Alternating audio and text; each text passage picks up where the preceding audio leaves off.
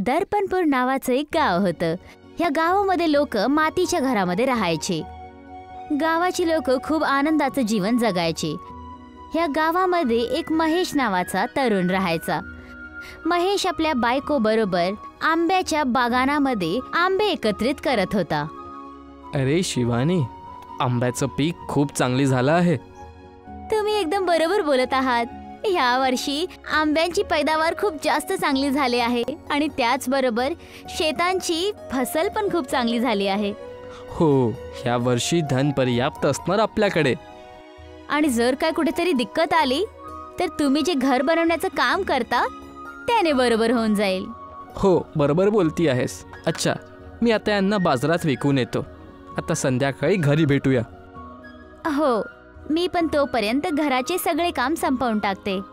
महेश फळांची टोकरी घेऊन बाजाराकडे निघून गेला. महेश जसंच आपल्या दुकानामध्ये येऊन बसतो तिथे प्रधान आणि काही लोक त्याच्याकडून आंबे विकत घेण्यासाठी येतात. अरे बाबा महेश, वाटते की ह्या वर्षी बाजारात फळ खूप चांगले झाले आहेत. हो प्रधानजी, बरोबर बोलत आहात. मी आणि शिवानी आज ह्याच विषयावर बोलत होतो. फळांची गोष्ट खूप केली महेश. मला तुझ्याशी काही महत्त्वाचं बोलायचं आहे. काय आहे प्रधानजी? गोष्ट अशी आहे की गावातल्या मातीचे घरं खूप जुने झाले आहेत आणि आम्ही विचार करत होतो की आपल्याला आत्तापासून पक्के घर बनवलं पाहिजे, जे जास्त वेळपर्यंत टिकून राहतील. हो, तुम्ही बरोबर बोलत आहात. मी पण आपल्या घराला खूप दिवसांपासून पक्कं घर बनवायचा विचार करत होतो. पण वाईट गोष्ट ही आहे की गावातला प्रत्येक माणूस याच्यासाठी पैसे कुठून आणणार. हो, आणि ह्याच कारणामुळे मी ठेकेदाराशी बोलायचा विचार केला आहे. आज दुकान बंद केल्यानंतर तू माझ्यासोबत ठेकेदारकडे चलशील, जे तुम्ही म्हणाल प्रधानजी. प्रधान आपलं बोलणं बोलून तिथून निघून जातो आणि महेश प्रधान बरोबर ठेकेदाराच्या घरी आला होता. काय झालं प्रधान आणि महेश, कसं येणं झालं आज? ते एक महत्त्वाचं काम होतं ठेकेदार, तर तुम्हाला विचारायला आलो. आणि महेशला पण मी ह्याच कारणामुळे इथं घेऊन आलोय माझ्यासोबत. तर सांगा, काय काम आहे? जी ठेकेदारजी, मी सांगतो. आम्ही विचार करत होतो की लोकांचे मातीचे घर जुने झाले आहे, तर आता आम्ही सगळे घरांना परतवीतीनं पक्क्या घरात बनवावं. अच्छा, तर ही गोष्ट आहे. पण गावात एक घर तर आहे नाही, खूप घर आहे. तर एवढे पैसे कुठून आणाल? त्यासाठीच तर तुमच्याकडे आलो आहोत. हो हो, तुम्ही आता जर आमची मदत केली असती तर सगळे गाववाले तुम्हाला हळूहळू पैसे परत करून देतील. गंमत आहे का हे? मी अशी कुठली मदत करणार नाही आहे. पैसे घेऊन या, मग बोलूया यावर. मला बाहेरून लोक पण बोलवावे लागतील आणि घर बनवणाऱ्या वस्तूंचा मूल पण चुकवावं लागेल. ठेकेदारजी, लोक तर आपल्याला गावातच भेटून जातील आणि काही पैसे जोडून तोडून देऊन पण देतील. तुम्ही कृपया एकदा अजून विचार करा आणि मदत करून द्या आमची. बस पण करा. तुमच्याशी प्रेमाची बोलायचा प्रयत्न करतोय, त्यामुळे एवढी गोष्ट वाढत आहे. बे नाही करत. पैसे आणाल तरच काम होईल, नाहीतर नाही. आता जा. एकदा विचार तर करून घ्या ठेकेदारजी. काही तर मार्ग असेल. लोक त्रस्त होऊन जातील येणाऱ्या पावसानं. आपल्याला त्यांची काही तर मदत करावी लागेल ना.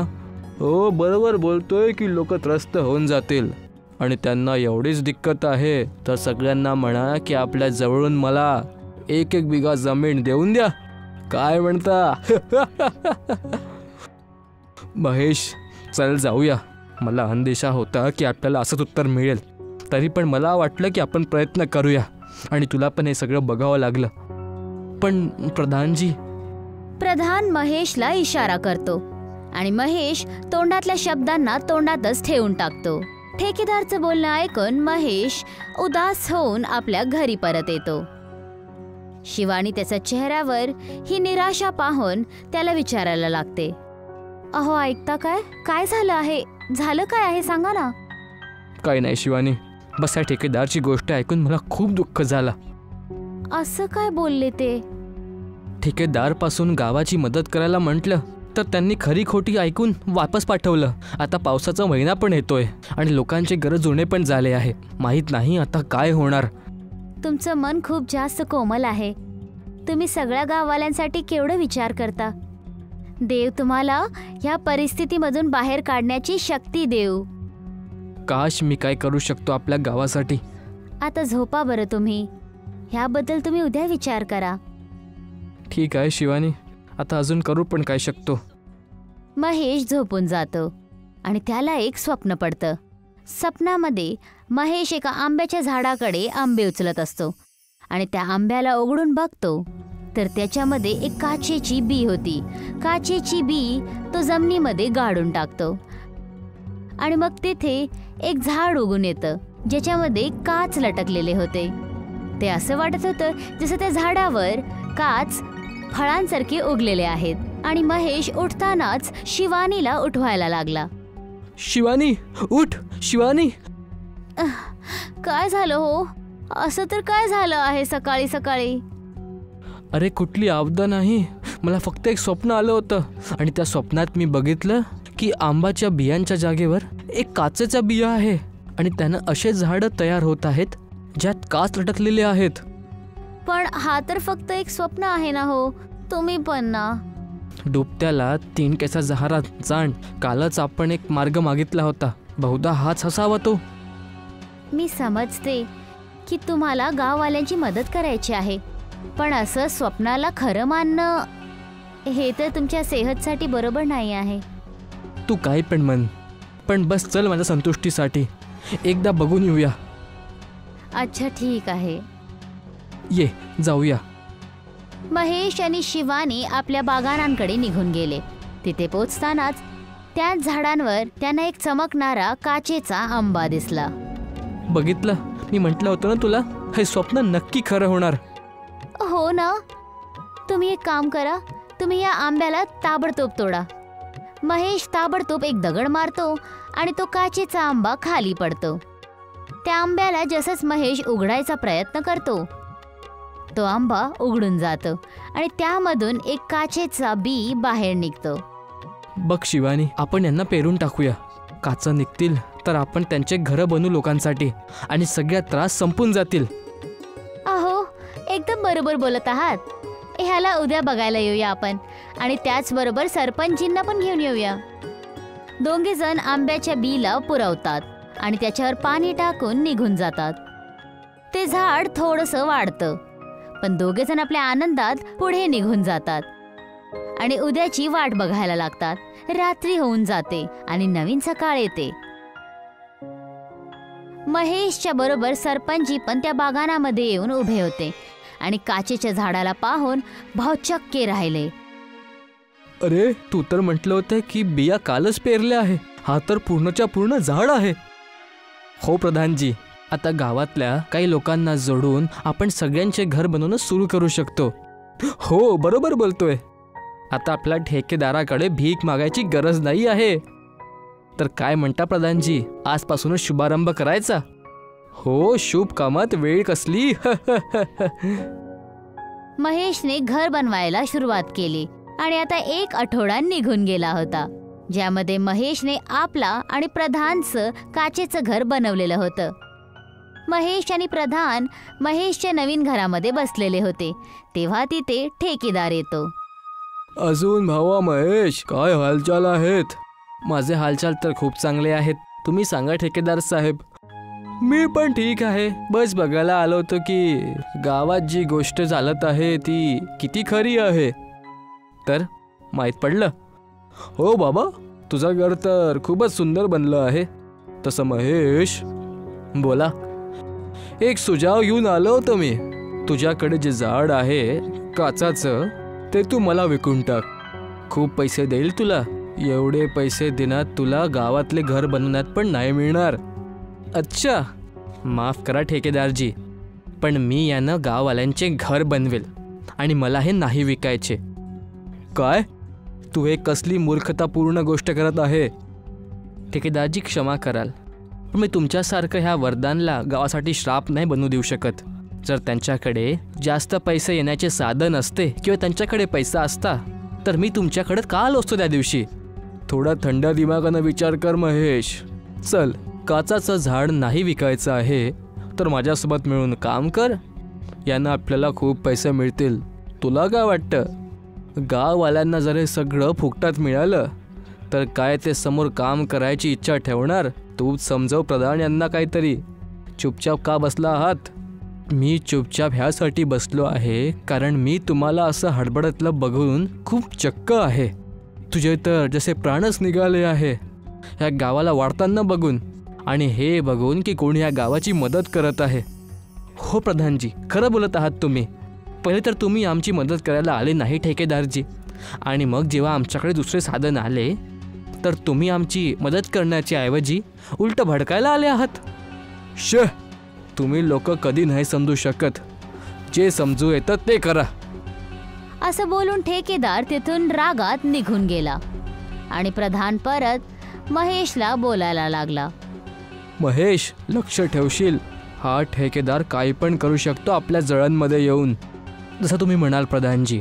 आता तसं पण आपण काचाचे घर बनवणं सुरू करू आणि आपल्या यांच्याशी ताल्लुक कमीच राहणार. बघताच बघता 1 महिना निघून गेला होता. पूर्ण काचेची घरं तयार झाली होती आणि काचेचा झाड फायदेमंद ठरला, ज्यामुळे गावाची लोक आज त्याच्याकडे नारळ फोडून त्याची पूजन करायला लागले. जय हो या झाडाची. गावामध्ये पावसाळ्याच्या पहिला सगळ्यांची घरं नवीन प्रकाराने बनली. ह्याच्याहून चांगलं काय होऊ शकतं? हो, ह्या झाडांना आपली खूप मदत केली आहे. हे बरोबर बोलत आहे. ह्या झाडाची आपल्यावर खूप कृपा आहे.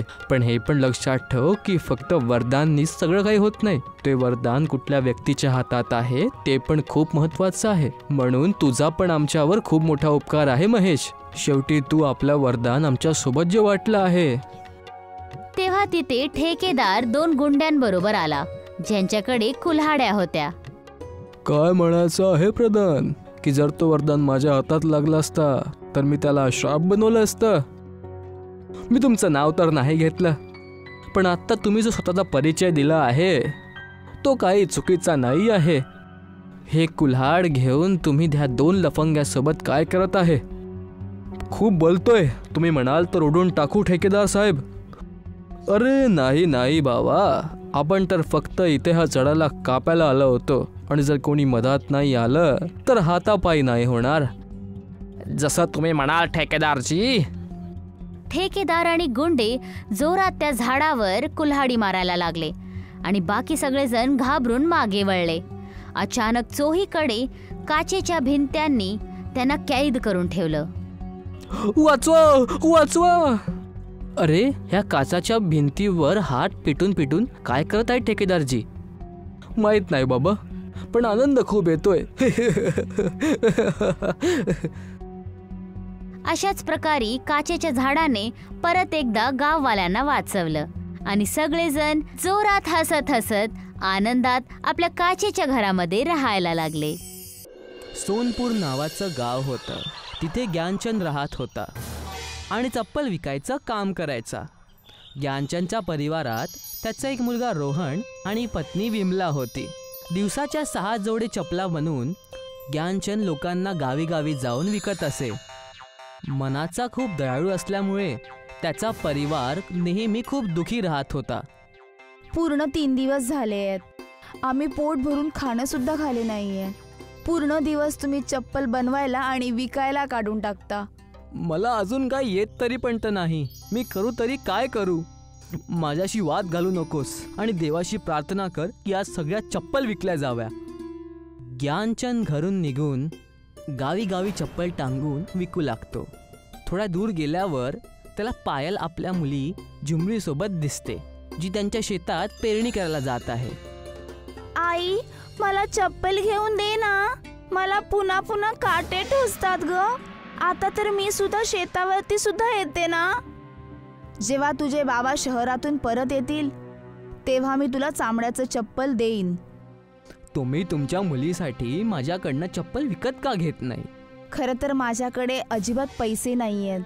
दिवसभर जेवढी कमाई होते ते जमीनदार कर्जाच्या मोबदल्यात खाऊन टाकतात.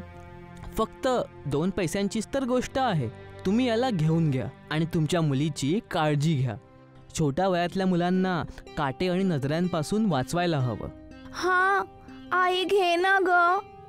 त्यानंतर मी तुझ्याकडे काहीच नाही मागणार. आणि फक्त 2 पैशांचं आहे. माझ्याजवळ 1 फुटी कवडी सुद्धा नाहीये. तुम्ही कृपा करून इथून निघून जा ना, नाहीतर पोरगी रडायला सुरुवात करेल. ज्ञानचंदला पोरीचं रडकं तोंड पाहावल्या गेलं नाही. बेटा हे घे, ही चप्पल माझ्याकडून. तुला आता अजून रडायची गरज नाही आहे. रडणं थांबव. थँक्यू काका. ह्या चपलाला मी खूप सांभाळून ठेवेन. मी तुम्हाला सांगितलं होतं ना की माझ्याजवळ अजिबात पैसे नाहीयेत, परंतु मी तुम्हाला रिकामे हाताने नाही जाऊ देणार. त्यावेळेस पायल घरी जाऊन तिथनं झाडांचे 3 गमले आणून म्हणते, माझ्याजवळ तुम्हाला देण्यासाठी अजून काहीच नाहीये, परंतु ही 3 झाडं आहेत जे मला एका सिद्ध पुरुषाने दिलं होतं. जर हे अनमोल आहेत तर हे तुम्ही मला का देत आहात? ह्याला तुम्हाला तुमच्या अंगणातच लावावं लागेल. ह्या 3 रोपट्यांना तुम्ही तुमच्या घरी घेऊन जावा आणि तुमच्या अंगणात ह्यांची रोपटी लावा आणि त्यांना सुरक्षित ठेवा. गमल्यांना आपल्यासोबत घेऊन ज्ञानचंद गावगाव फिरतो, पण कुठलीच विक्री होत नाही. त्या रोपट्यांना घेऊन आणि बिना विक्री करून तो घरी पोहोचतो. आता आम्ही काय ते रोपट्यांना खाणार का? कमीत कमी आपल्या मुलाचा विचार तरी केला असता. मी अजून केलं तर काय केलं असतं? त्यांचं दुःख मला पाहवलं गेलं नाही. आणि आमचं दुःख? इथे तुमचे डोळे फुटले आहेत का? तुला वाटेल ते तू म्हणून घे. मी तुला ह्यापेक्षा चांगलं आयुष्य नाही देऊ शकत आणि मला आता ह्या रोपट्यांना चांगल्या जागेवर लावू दे शांतपणे. त्यावेळेस ज्ञानचंदनी 3 रोपट्यांना त्याच्या घराच्या अंगणात लावून टाकलं आणि असेच त्यांचे दिवस चालले गेले. खूप वर्ष होऊन गेले होते. विमला आता म्हातारी झाली होती. रोहन आता 22 वर्षांचा झाला होता आणि लंब्या बिमारीमुळे ज्ञानचंदनी आपले प्राण सोडून दिले. ज्ञानचंदचे लावलेले रोपटे आता मोठे मोठे झाडं बनले होते, पण असे झाड की ज्यामध्ये ना कुठलं फळ होतं, ना फुलं, ना कुठलं घर आहे, ना बरोबर अभ्यास करून घेतला. ह्या चपलीच्या व्यापारीने पण काहीच होत नाही आहे. शहरामध्ये जाऊन काही काम का नाही करत तुम्ही? दिवसभर असं घरी बेरोजगार बनून काय मिळणार आहे? लोकांचे बाप दादा जमीन जायदाती सोडून जातात आणि हे होते जे गृहस्थीमध्ये 3 झाडं सोडून गेले आहेत बस. एक काम कर, त्या झाडांना कापून त्यांच्या लाकडांना विकून ये. कमीत कमी काही दिवस घरामध्ये डाळ आणि भात तरी बनेल. रोहन आपल्या आईची गोष्ट ऐकून रागानं आपल्या जवळ कुऱ्हाडी घेऊन त्या झाडाजवळ जातो आणि जसंच रोहनने एका झाडावर कुल्हाड मारली, त्या झाडावर आग लागली, जे बघून दोन्ही मायलेकं घाबरले. अरे देवा, हे काय? हे तर आगीचं झाड आहे. संपूर्ण झाडामध्ये आग लागली आहे, तरी पण त्याची लाकडं जळत नाहीयेत. ही गोष्ट तर मला पण समजत नाही आहे आई. अखेर हे माजरा काय आहे? एक काम कर, हीच कुऱ्हाड दुसऱ्या झाडावरती मारून बघ. हो आई, तू एकदम ठीक बोलली. मी हे करून बघतो. जसंच रोहननी झाडावर कुऱ्हाड मारली, झाडांच्या फांद्या आणि पानांमधून थेंबांची वर्षा होऊ लागली. आई, मला तर काही समजत नाही आहे. तिथे आग, इथे पाणी. आता शेवटचं झाड शिल्लक आहे. जरूर त्याच्यामध्ये काहीतरी असणार. लवकर बघ त्याच्यामध्ये काय आहे. जसंच रोहननी 3ऱ्या आणि शेवटच्या झाडावर कुऱ्हाड मारली, त्यांनी बघितलं की त्याच्यावर खूप साऱ्या चामड्याच्या चपल्या लटकून आहेत. चपलाचं झाड? लहानपणी बाबांनी त्या मुलीची मदत केली होती, तेव्हा त्यांना हे 3 झाड उपहार रूपेत भेटले होते आणि या चपल्यांना विकून तर आपण मालामाल होऊन जाऊ. ठीक तसंच झालं. रोहननी सगळ्या गावात आगेच्या झाडाची एक फांदी विकून दिली. लोकांच्या घरी पाण्याच्या झाडावरून एक फांदी पाठवून दिली. आता फक्त हे एक चपलेचं झाड उरलं आहे. याला विकावं तर विकावं पण कुठे? एवढ्या सगळ्या चपली आहेत, शहरात जाऊन विकतो. आम्हाला तर माहीतच नव्हतं आपल्या अंगणामध्ये एवढं सुख आहे. आता आपले सुद्धा चांगले दिवस येणार. रोहननी ठीक तसंच केलं. चपलाच्या झाडांवरून सगळ्या चपली तोडून त्यांना शहरातल्या बाजारात घेऊन चालला गेला. शहरातल्या बाजारात सगळ्याच्या सगळ्या चप्पल विकून गेल्या. याच्यासोबत रोहननी शहरात चपलाची आणि पाण्याची मोठी दुकानं उघडून टाकली. आई, हे घे माझी पहिली कमाई, पूर्ण 500 रुपये. ह्या पैशातून घरातलं राशन आणि काही सामान घेऊन ये. आई, मी ते सगळं पहिलेच आणून टाकलंय. हे पैसे तुझ्या खर्चासाठी आहे. उद्या सकाळी परत मी त्या चपल्यांना तोडून विकून आणील. रोहन चपलेच्या झाडावरून चप्पल पाण्याच्या झाडावरून पाण्याच्या काही साऱ्या बॉटल्स त्यांना शहरात घेऊन जायचा आणि त्यांना चांगल्या दरात विकत होता. पूर्ण 6 महिने होऊन गेले होते. रोहननी आपलं घर पण खूप मोठं बनवून घेतलं होतं आणि हरियाला आपल्या व्यापारात कामावर ठेवून घेतलं होतं. पण एक दिवस हरिया शहरवाल्यांपासून वाचत पळत आला. मालक, मालक, तुझी अशी हालत कोणी केली? कपडे का फाटले आहेत तुझे? आपल्या पाणी आणि चपल्यांच्या जास्त विक्रीमुळे ते माझ्या मागे मला मारायला येत होते. सगळ्या चपली आणि पाणी त्यांनी फेकून दिल्या आणि आता ते ह्या घराकडे येत आहे. हरियाची गोष्ट ऐकून रोहन घाबरून जातो. येऊ दे, त्यांना मी बघून घेईल. रोहननी बघितलं समोरून मुष्टंडे रागात त्याच्या घरी येत होते. त्यांना बघून रोहन दंग होऊन गेला आणि हरियाला म्हटलं, तू तर म्हटलं होतं की शहरवाले आहेत.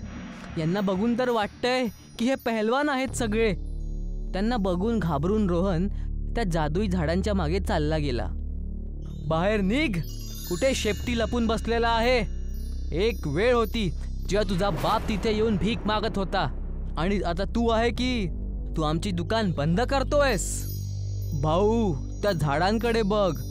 तिथे तर आगेचं झाड, पाण्याचं झाड आणि चपलेचं झाड आहे. आत्ता समजलं तर हा आहे याचा यशस्वी होण्याचा रहस्य. आत्ता मजा चकत.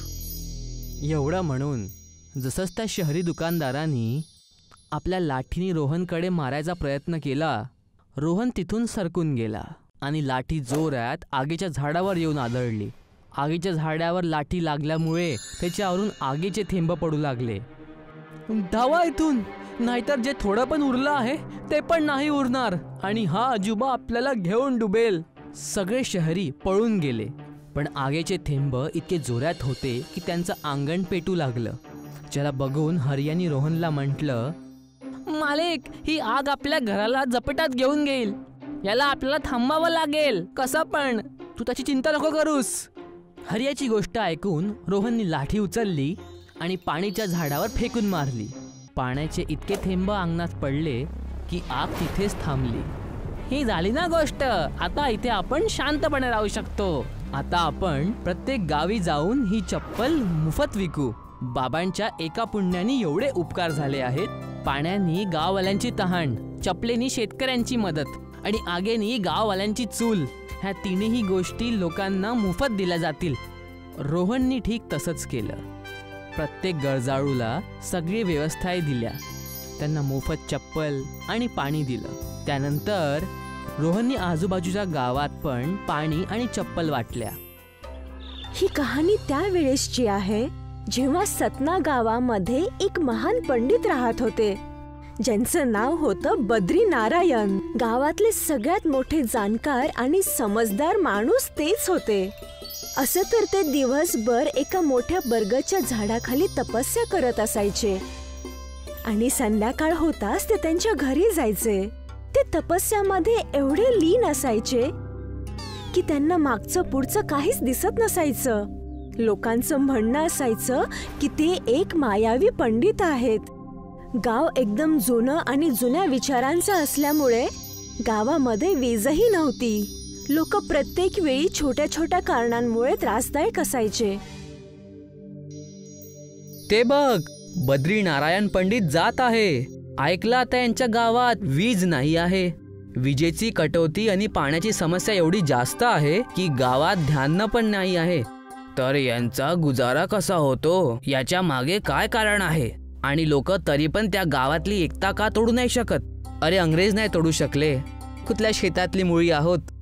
बद्री नारायण त्यांचं बोलणं अनदेखा करून बिजली विभागाचे कर्मचारी त्यांच्याकडे पोहोचले. मी तुम्हा सर्वांना किती वेळा म्हटलं आहे की आमच्या गावात विजेच्या समस्याचं समाधान करा. पोरं अभ्यास करू शकत नाही, म्हाताऱ्यांना रात्री दिसू येत नाही आणि तुम्ही आहात की हातावर हात धरून बसले आहात. आम्ही तुमच्या गावाची अर्जी आमच्या सगळ्या मोठ्या कर्मचारी आणि आमच्या मोठ्या साहेबांना देऊन दिली, पण त्यांच्याकडून काही उत्तर नाही आलं आहे. हे आम्ही किती वर्षांपासून ऐकत आलो आहे. आणि जर असं आहे तर तुम्ही एक काम करा, तर तुम्ही काहीच करू नका. आम्ही आमचा प्रबंध स्वतः करून घेऊ. आणि एवढं बोलून बद्री नारायण पंडित तिथून निघून गेले. मोठे साहेब, तुम्हाला माहित आहे, हा पंडित खूप मोठा मायावी पंडित आहे, जो म्हणतो त्या गोष्टी होऊन जातात. मी जाणतो, पण मी काय करू शकतो? यांच्याबद्दल मी पण खूप मोठ्या गोष्टी ऐकल्या आहेत आणि सगळ्यांच्या सगळ्या खऱ्या. बद्रीनारायण त्यांच्या गावामध्ये जाऊन त्यांची सगळी समस्या गावकऱ्यांना सांगतात आणि त्यांचं बोलणं ऐकून सगळे गावकरी निराश होतात. आता आपण काय करणार? ह्या विजेच्या त्रासामुळे गावाला खूप नुकसान झालं आहे. आता मी विचार केला आहे की आपल्याला कोणाची मदत नको. जे काही करायचं आहे ते आपल्यालाच करायचं आहे आणि हे फक्त मी करून दाखवील. माझ्याकडनं गावाचं दुःख आता अजून बघवत नाही. सगळे गावकरी त्यांच्या त्यांच्या घरी जाऊन झोपून जातात, पण त्या रात्री बद्रीनारायण पंडिताला अजिबात झोप येत नाही आणि ते त्यांच्या तपस्याच्या जागी जाऊन बसतात. हे वृक्ष देवता, मी आणि माझ्या गाववाल्यांनी असा कुठला पाप केला आहे जे आम्हाला एवढं दुःख भोगावं लागत आहे? मी तुमची एवढी पूजा अर्चना करतो, प्रत्येक जागी इतके गुणगान गातो, तरी पण एवढे दुःख देत आहात. हा तर सरासर अन्याय आहे. बद्रीनारायण पंडित त्यांची व्यथा त्या बरगदच्या झाडाच्या तिथं बसून रडतच होते. पण तेवढ्यात तिथे वृक्षदेवता प्रकट झाले. वृक्षदेवतेला पाहून पंडित बद्रीनारायण खूप आनंदी झाले. प्रभू, काय मी स्वप्न तर नाही बघत आहे. माझं जीवन सफल झालं प्रभू. मी धन्य झालो. उठ राजन, हे सगळं तुझ्या केलेल्या चांगल्या गुणांमुळे स्वभावाचा परिणाम आहे. तुझी घोर तपस्या आणि निरंतर प्रेमामुळे मला यावंच लागलं. आता तुम्ही आलेच आहात तर आमचे दुःख मिटवून टाका. आमचं गाव विजेच्या समस्यामुळे खूप त्रासात आहे. आता मी आलोय ना, मग तू त्याची चिंता करू नकोस. ह्या वडाच्या झाडाला मी विजेचं झाड बनवून टाकेल, ज्याने तुझी आणि नगरवासियांची प्रत्येक समस्या दूर होऊन जाईल.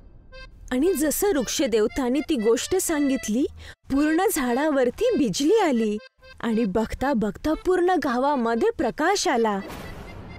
सगळे गावकरी तिथे पोहोचतात आणि वृक्षदेवतेला प्रणाम करतात. आम्ही धन्य झालो की तुम्ही आमच्या गावाला अंधकारापासून मुक्त करण्यासाठी आला. बस ध्यानात ठेवा, माझ्या हा वरदानाचा कोणी दुरुपयोग करू नका, अन्यथा त्याला पाप लागेल. जेव्हा पण कोणी मानव ह्या विजेच्या झाडाचा चुकीचा वापर करेल, त्याला तशीच शिक्षा भोगावी लागेल. सगळे गावकरी बिजलीचं झाड आणि बद्रीनारायण पंडिताचे उपकार बघून खूप आनंदी झाले. पण वरून ह्या गोष्टीमुळे खूप दुःखी आणि संकोचमध्ये पडतो.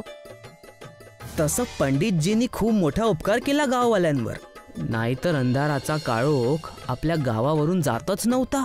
आता आपली मुलं चांगल्या पद्धतीने शिकून मोठी माणसं बनतील.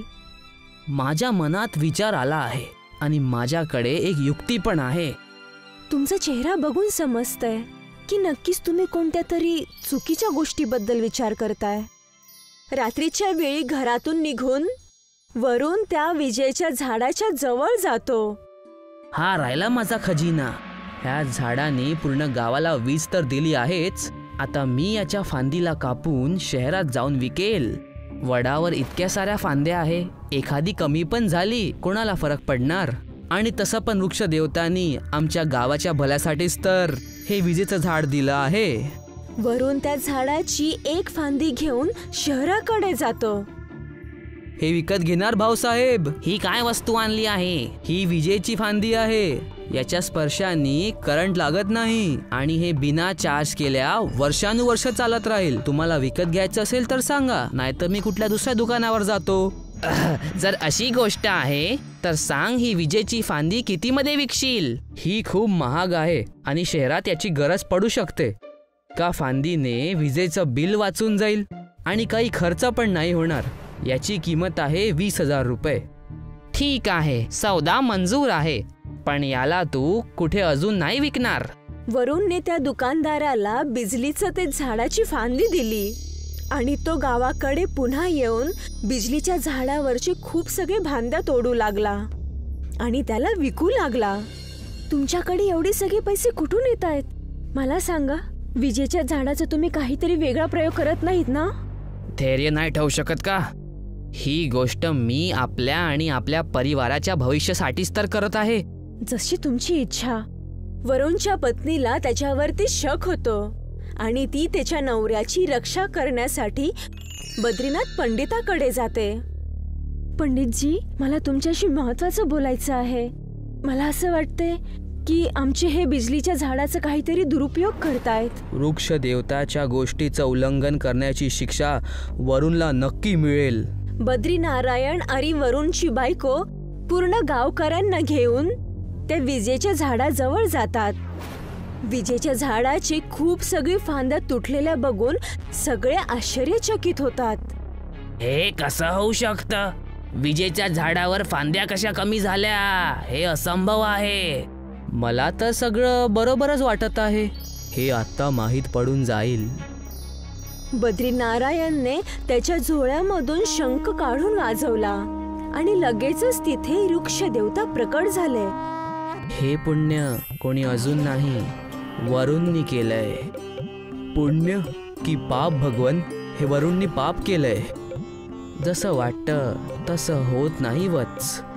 वरुण ह्या विजेच्या खांब्याला विकून जे पण पैसे कमवायचा त्याने आश्रम आणि अनाथ मुलांना चांगली शिक्षा आणि चांगले कपडे आणून द्यायचा. ह्याच कारणामुळे मी वरुणला ह्या नेकीच्या कार्यात नाही थांबवलं. मला क्षमा कराल महाराज. मी हे कार्य सर्वांपासून लपवलं कारण मला माहीत होतं मला कोणी समजू नाही शकणार. क्षमा तर आम्हाला तुझी मागायला हवी. आमच्या मनातल्या कपटामुळे तू परेशान होऊन गेलास. वरुणच्या ह्या चांगल्या वागणुकीमुळे सगळ्यांनी वरुणची खूप चांगली तारीफ केली. बद्रीनारायण आणि वरुणचा परिवार सुखी सुखी सतना गावामध्ये राहू लागला.